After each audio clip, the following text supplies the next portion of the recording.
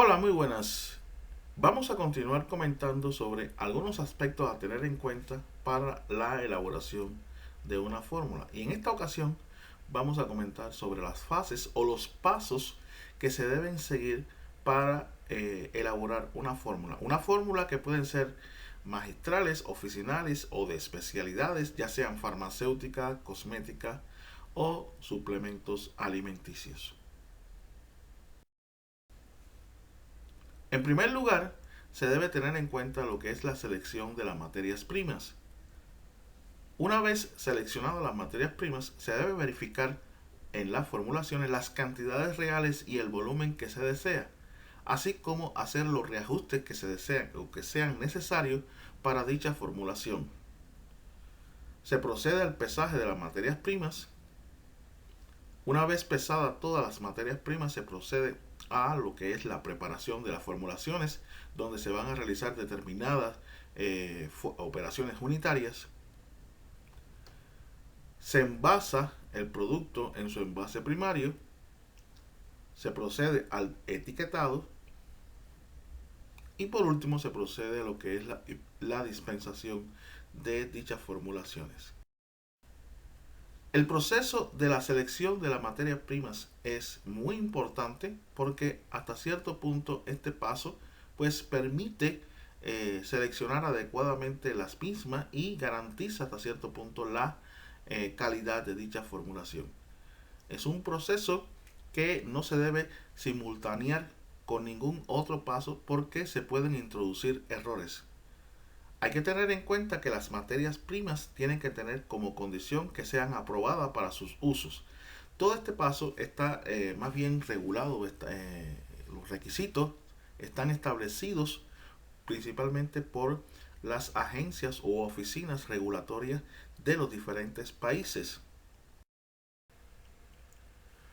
Ahora bien, una vez concluido la selección de todas las materias primas, es decir, se han seleccionado todas las materias primas que se van a emplear en una formulación, pues se requiere verificar las cantidades de dichos excipientes y hacer los reajustes de la formulación que sean necesarios. Tenemos, por ejemplo, este caso que presentamos a continuación que se refiere a la crema aclaradoras, donde se dice que aproximadamente para un volumen de 100 gramos de la formulación debe o se requiere 4 gramos de hidroquinona, que va a ser el principio activo, 0.03 gramos de BHT, 0.1 gramo de bisulfito sódico y 1 gramo de alcohol al 96%. Ese volumen o esas cantidades están requeridas en dicha formulación para 100 gramos. Pero supongamos que nosotros deseemos aproximadamente 1 kilogramo. En este caso, cuando se desea 1 kilogramo o 1000 gramos, pues se debe proceder a realizar el reajuste de la formulación para un nuevo volumen.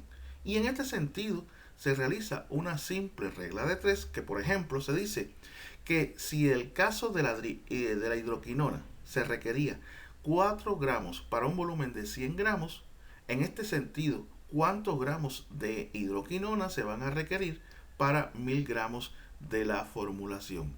Y pues como resultado obtenemos que se van a obtener 40 gramos. En este sentido también se hacen los mismos cálculos y las mismas determinaciones para el resto de los excipientes, determinándose que, por ejemplo, para el caso del BHT, donde se requerían aproximadamente 0.03 gramos en un volumen de 100 gramos de la formulación que ha sido preestablecido, ahora para el nuevo volumen de 1000 gramos se va a requerir 0.3 gramos. 1 gramo para bisulfito sódico y 10 gramos para el alcohol al 96%. Ahora, puede darse el caso también de que dichas cantidades de los excipientes estén expresadas en porcentajes, es decir, no estén expresadas en unidades de masa y volumen, y por lo tanto se expresen en un valor porcentual o proporcional. Tenemos el caso, por ejemplo, del gel antibacterial. En este sentido, se dice que en un volumen que no ha sido preestablecido, el carbopol debe estar al 2%, la glicerina al 1% y la trietanolamina al 1%, todo inmerso o incluido en un vehículo de una solución hidroalcohólica al 70% que va a complementar las cantidades suficientes de dicha preparación. Sin embargo, no se establece cuáles son esas cantidades de la preparación. Por lo tanto, cuando tenemos esta formulación de esta manera, podemos asumir que esas cantidades suficientes de la preparación pues están expresadas en 100 unidades. Y de esta manera nosotros podemos calcular cuáles van a ser las cantidades o la masa o volumen que se refiere para cada excipiente de dicha formulación. Por ejemplo, decimos que si el carbopol se requiere en el 100, es decir, un 2% que va a estar representado en el 100% de esa formulación y que ese 100% van a ser 100 mililitros, entonces se puede determinar cuál es la masa que se requiere de carbopol en esos 100 mililitros. Y por lo tanto, podemos decir que el 2% de carbopol en 100 mililitros van a ser 2 gramos. De igual manera, se procede a realizar el mismo cálculo para el resto de los excipientes de dicha formulación, determinándose, por ejemplo, que en el caso de la glicerina, pues para que esté al 1% en 100 mililitros debe requerirse aproximadamente 1 mililitro de dicho excipiente y de igual manera 1 mililitro de trietanolamina. Ahora, puede darse el caso en el cual ya se ha preestablecido dicha formulación, es decir, se ha preestablecido el volumen de dicha formulación. Por ejemplo, aquí tenemos que la misma formulación evaluada en porcentaje donde se requería que el carbopol estuviese al 2% en la formulación, al 1% la glicerina y al 1% la trietanolamina, pero esta vez en un volumen de solución hidroalcohólica de 237 mililitros. En ese sentido también se realiza el mismo cálculo donde esta vez se va a tener en cuenta los volúmenes que de la formulación, que sería 237 mililitros. Es decir, que 237 mililitros va a ser el 100% de esa formulación expresada en unidades, ya sea de masa o volumen. Y por ejemplo, para este caso, para que es decir, para que exista un 2% de carbopol en 237 mililitros, pues entonces se requieren 4.74 gramos. De igual manera, como en casos anteriores hemos visto, se hace realmente los mismos cálculos para el resto de los excipientes. Y en el caso de la glicerina se requiere 2.37 para que éste esté al 1% en dicha formulación y 2.37 también para la trietanolamina para que esté al 1%. Y se tiene como volumen preestablecido, como lo habíamos visto anteriormente, 237 mililitros de solución hidroalcohólica como cantidades suficientes para la preparación. Ahora, este ejemplo, donde tenemos las jaleas conductoras, es un volumen que se establece para aproximadamente 1000 mililitros de la formulación. Y se dice que en esos 1000 mililitros de la formulación se requieren 10 gramos de cloruro de sodio, 150 gramos de glicerina, 50 gramos de timerosal y 50 gramos de goma tragacanto.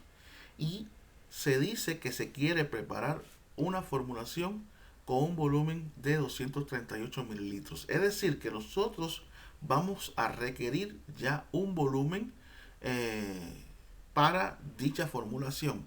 Y esta formulación, estas cantidades de excipientes están expresadas para un volumen de 1000 mililitros. Por tanto, nosotros hacemos el reajuste de dicha formulación para el volumen que se desea. Y por ejemplo, si en la formulación se dice que se necesitan 10 gramos de cloruro sódico para 1000 mililitros, ahora para 238 mililitros cuántos gramos de cloruro de sodio vamos a necesitar.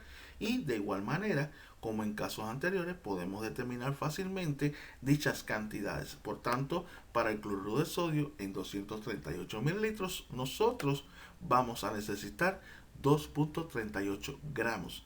Y asimismo, realizamos dichas operaciones para todos los excipientes, donde se necesitarán 35.7 gramos de glicerina, 11.9 gramos de timerosal y 11.9 gramos de goma tragacanto. En otros casos, también tenemos esta formulación que es para el jarabe de fresa artificial, también para un volumen establecido de 1000 mililitros, donde se dice que en esos 1000 mililitros debe encontrarse el sabor artificial de fresa al 0.1%, mientras que el ácido cítrico será el 15% y la solución de amaranto acuosa al 5%. Y bueno, en este caso se va a determinar o se quiere determinar cuáles van a ser las cantidades expresadas en masa o volumen para dichos excipientes. Y si ya se tienen establecido este volumen, es decir, el volumen de la formulación, que van a ser 1000 mililitros, es decir, que en 1000 mililitros va a ser el 100% de dicha formulación, podemos determinar también muy fácil cuáles van a ser las cantidades de masa o volumen que van a estar presentes en esos 1000 mililitros, para que a su vez representen el porcentaje que se dicen de cada uno de estos excipientes. Por ejemplo, en esos 1000 mililitros, para que esté al 0.1% el sabor artificial de fresa, deben existir 10 gramos de dicho excipiente. De igual manera, también se realiza el mismo cálculo para el resto de todos los excipientes, donde se necesitarán 150 gramos en esos 1000 mililitros para que esté el ácido cítrico al 15% y 50 mililitros de solución de amaranto al 1% en esos 1000 mililitros para que se encuentren al 5%. En este ejemplo, que se corresponde con la jalea de violeta genciana, se dice que dicha formulación está establecida para un volumen de aproximadamente 1000 gramos. Ahora, dentro de ella se necesita aproximadamente 10 gramos de cloruro de metillanilina, 150 gramos de glicerina, 4.3 gramos de fosfato de sodio desecado, 15 gramos de goma tragacanto, 0.3 mililitros de eugenol, 0.3 mililitros de eucaliptol, 0.8 gramos de metilparabenos y 0.2 gramos de propilparabenos. Y dicha formulación se va a completar con cantidades suficientes de agua purificada. Ahora bien, se plantea que solamente se posee en el almacén el 15% de las cantidades de glicerina que se plantea para dicha formulación. Es decir, que de esos 150 gramos que se necesita en dicha formulación, solamente nosotros tenemos el 15%. Y entonces necesitamos saber cuál va a ser el volumen total de dicha formulación que nosotros podemos tener con esta limitante. Por tanto, después tenemos que reajustar los excipientes, las cantidades de excipiente para este volumen o para estas cantidades limitantes. Por tal motivo, nosotros necesitamos saber cuántos gramos de glicerina nosotros poseemos en realidad. Si estamos diciendo que solamente tenemos el 15% de las cantidades que se necesitan para dicha formulación, y por lo tanto en dicha formulación el 150 o los 150 gramos de glicerina representa el 100% de dicha formulación, el 15% cuántos gramos serán. De esta manera podemos determinar que solamente disponemos de 22.5 gramos de glicerina. Y en tal sentido nosotros tenemos que saber cuál va a ser el volumen que nosotros podemos preparar, que serán solamente 150 mililitros. Es decir, que de los 1000 mililitros o 1000 gramos que nosotros o que está preestablecido para dicha formulación, solamente se van a poder producir un total de 150 mililitros, a lo que es lo mismo un total de 150 gramos. Una vez concluido y determinado cuáles son las cantidades reales que nosotros podemos disponer en dicha formulación, realizamos el ajuste de la formulación, el reajuste de la formulación de todos los excipientes de la formulación para estas cantidades reales.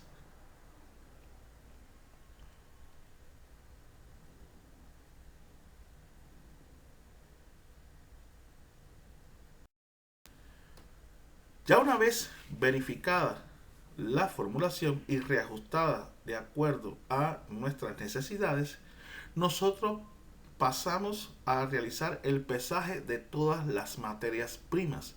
Es importante que, al igual que en pasos anteriores, este paso no se puede simultanear con otros pasos de la formulación. En muchas ocasiones se ha visto que una vez que se está pesando también se simultanea con la preparación. Por lo tanto, se requiere que se pesen todas las materias primas y de una vez pesadas pues se puede pasar a pasos posteriores. El pesaje de las materias primas es importante pues va a garantizar que las cantidades tanto de materias primas como principios activos que van a formar parte de la formulación se encuentren en las concentraciones adecuadas. Es decir, ya vamos a garantizar que lo que nosotros reajustamos o verificamos de dicha formulación van a estar en las cantidades adecuadas. Omitir este paso o simultanearlo con pasos posteriores puede conducir a que aparezcan errores. Ya una vez pesadas todas las materias primas, pues entonces se procede a la preparación de las mismas, donde se van a realizar determinadas operaciones unitarias para transformar esas materias primas en un producto final. Y posteriormente se procede al envasado de dicho producto en sus envases primarios. Una vez concluido en este caso el envasado del producto final en su envase primario, se procede a lo que es el etiquetado de la formulación. Y terminado el etiquetado, pues como paso final se procede a la dispensación de dichos productos. Este paso es importante que el profesional farmacéutico indague sobre las dudas y le brinde las informaciones necesarias acerca del uso que pueda tener de dicho producto. Bueno, hasta aquí es nuestra presentación. Espero que le haya sido de gran utilidad. Mi nombre es Irán Cabrera y los invito a continuar con nosotros en lo que respecta a formulaciones magistrales. Muchas gracias.